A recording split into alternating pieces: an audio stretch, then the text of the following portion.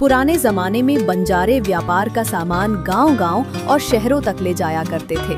उन्हीं में से एक था लाखा बंजारा। उसका व्यापार लाखों में चलता था, इसलिए लोग उसे लाखा कहते थे। लाखा के पास एक सुंदर और बड़ा ही वफादार कुत्ता था।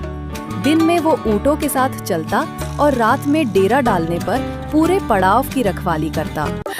अरे शेरू, तू तो मेरा सच्चा साथी है।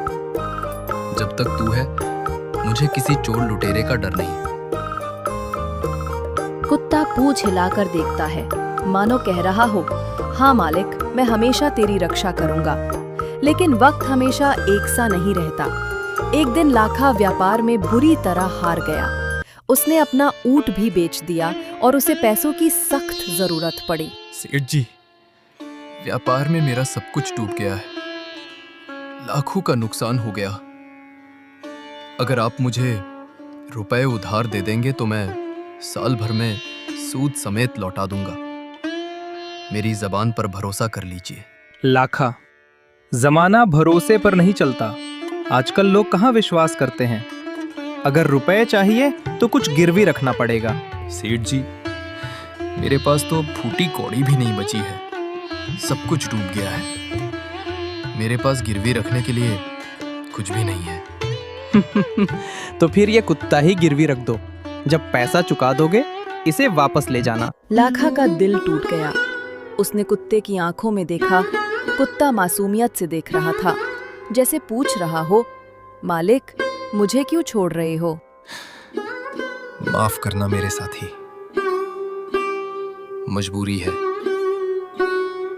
तू बस कुछ वक्त तकलीफ झेल ले। मैं जल्द ही तुझे वापस ले आऊंगा। कुत्ता आंखें चाटते हुए, चिंता मत करो, मैं हमेशा तुम्हारा रहूंगा। कुछ दिनों बाद सेठ के यहाँ चोरी हो गई।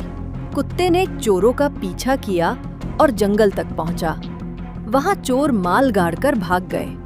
कुत्ता जोर जोर से भौंकते हुए फिर सेठ की धोती पकड़कर खींचा और उसे उस जगह तक ले गया।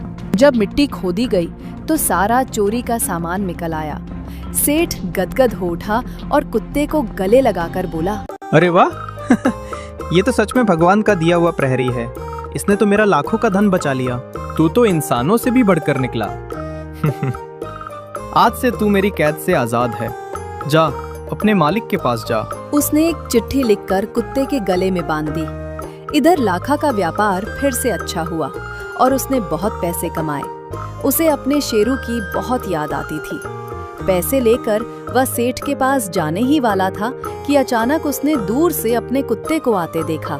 ओह, ये तो मेरा कुत्ता है। जरूर सेठ के घर से भाग आया है। अब मैं सेठ को क्या मुंह दिखाऊंगा? इसने मेरी नाक कटा दी।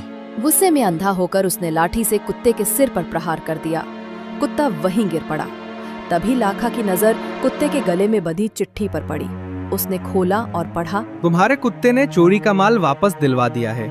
उसने मेरी रकम चुका दी है। मैं इसे मुक्त करता हूँ। ये तुम्हारा वफादार साथी है। लाखा जैसे पत्थर का बुत बन गया। उसके हाथ कांपने लगे और लाठी गिर गई। हाय, मैंने क्या कर दिया? हे भगवान, ये तो मेरा सच्चा साथी था और मैं ही इसकी वफादारी पर शक कर बैठा। वो कुत्ते के शरीर को गोद में लेकर फूट फूट कर रोने लगा। माफ कर दे शेरू,